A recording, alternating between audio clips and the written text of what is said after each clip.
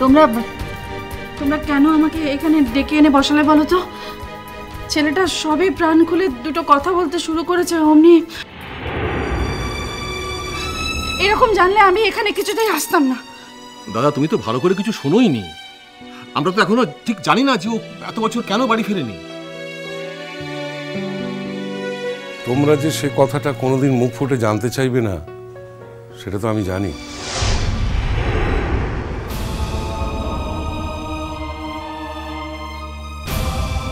কারণ অপ্রিয় সত্যি শুনতে হবে তো, সেই ভয়ে তোমরা জানতে চাইবে না, আমি জানি।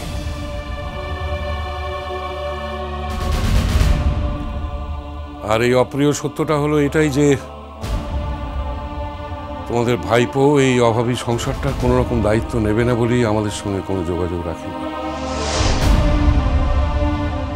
আজ সে জানে যে এই পরিবারের আর সেই অবস্থা নেই, আর সপরিবারে কেউ তার রোজগারের উপর ঝাঁপিয়ে পড়বে না।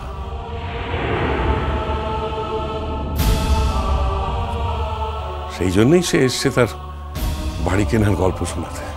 জেঠুমণি, তোমার এসব ব্যাখ্যা কিন্তু কেউ শুনতে চায়নি।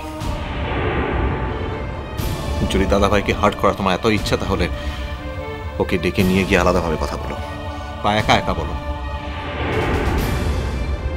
কিন্তু আমাদের সামনে নয়। আমার সামনে তো একদমই নয় জেঠুমণি। তুমি যে এখনো সেই পুরনো খণ্ডিত স্মৃতি নিয়ে বাঁচো, আমি তো জানতাম না।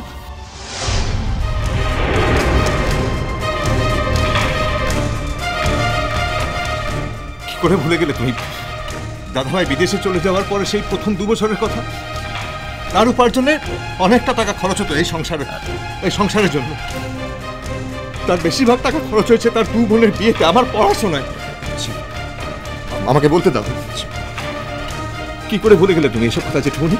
প্রথম 2 বছর দিয়ে পরের 12টা বছরকে জাস্টিফাই করা যায় না হচ্ছে।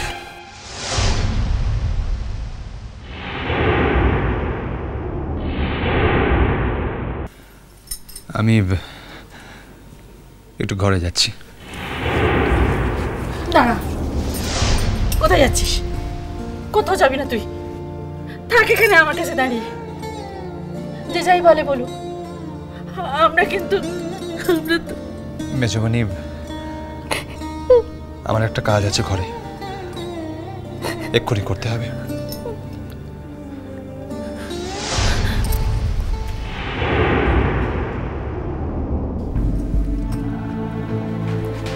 অর্চিত, তুই বেরোচ্ছিস? হ্যাঁ। খেয়ে যাবি বললি, খেয়ে গেলি না? না, আসছি।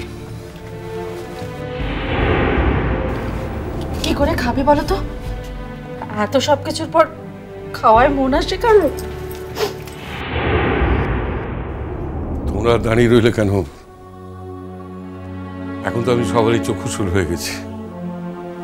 তোমরা যাও, চলে যাও। দাদা, এভাবে না বললেও পারতে। হাজার হোক এবারই ছেলে তো দাদা। আপনি তো দেখেননি দাদা, ধৃতির চোখে জল ছিল। খুব খুব কষ্ট পেয়েছে আপনার কথা।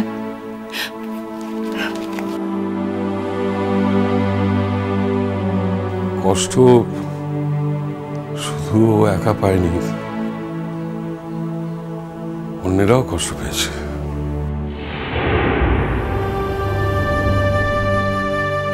তাই দেখলে না, চিরকালের অভ্যেস ভেঙে পড়ছি যেটুকুনি আসছি না বলে কিরকম শুধু আসছি বলে চলে গেল।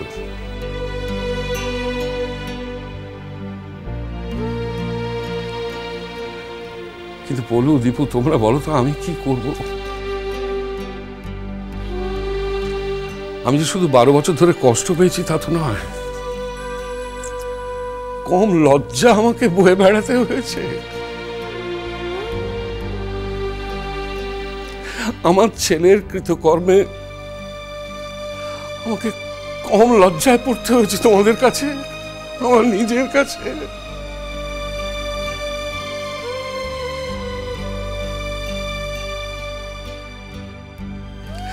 এখন তাকে হঠাৎ তাকে সামনে দেখে আমি সেই সব কি করে ভুলে যাবো তোমরা বলো তো।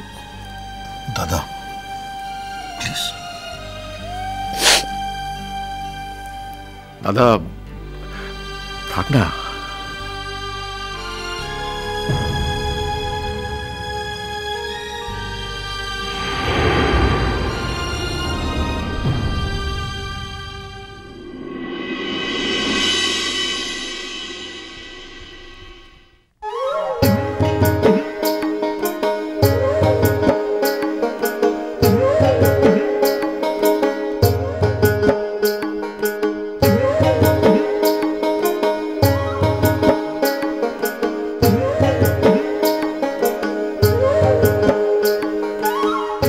অবস্থাটা দেখো গো, বড় দাদা বাবুটা নিজের জিনিসগুলো না একটু ঠিক করে গুছাই রাখতে পারে কি?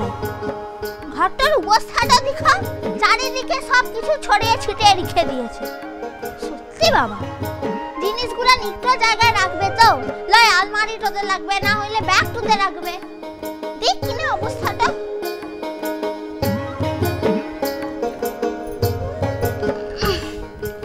হবে ক্লাই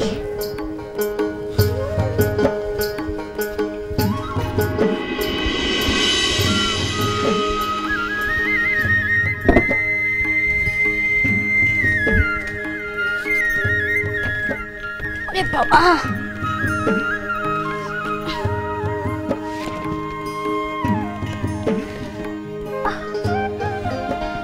পুরে বাবা রে।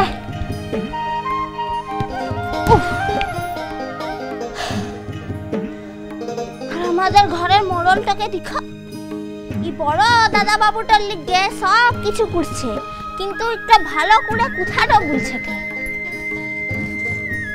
এই বড় দাদা বাবুটা কি ভালো লাই, সকলের সঙ্গে কি ভালো করে কোথাটো বলে, মনে হয় যেন কুত্তা দিন ধরে এই ঘরটাতেই ছিল। আমার সঙ্গে খুব ভালো করে কোথাটো বলে লাই।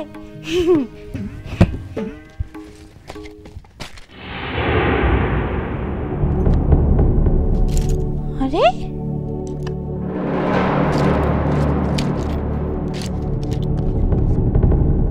ইত্তগুলান ওষুধ কিসের লিখছে? এই দেশটা থেকে ওষুধগুলান পাওয়া যায় না নাকি? ইত্তগুলান ওষুধ ওখান থেকে নিয়ে এসেছে, আবার বলে চুপি চুপি ওষুধগুলো খেতে হয়, কাউকে তো বলতেও মানাটো করেছে। বড় দাদা বাবুটা কি অসুখটা হয়েছে নাকি?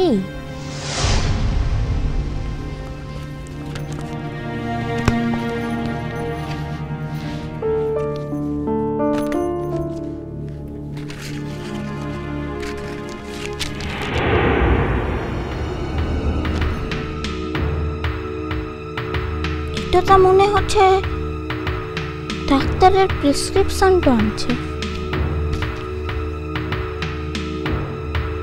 ধীরিতিমান মুখার্জি।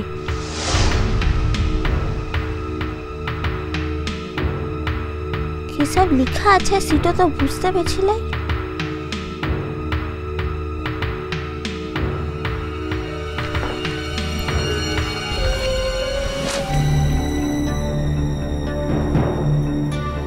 তাহলে দাদা বাবুটার কি কোনো বড় অসুখটা করেছে?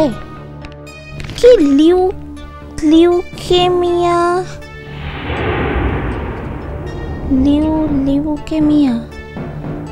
এটা মনে হচ্ছে কোনো কঠিন অসুখটার নামটা আনছে। বাহ, আমাকে এক গ্লাস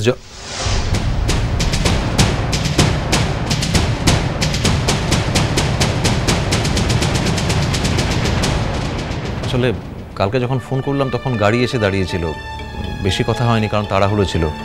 মুন তখন আমাকে বলল যে এখন যেখানে যাচ্ছি সেখানে গেলে এবারকার মতো ট্যুর প্রোগ্রাম শেষ।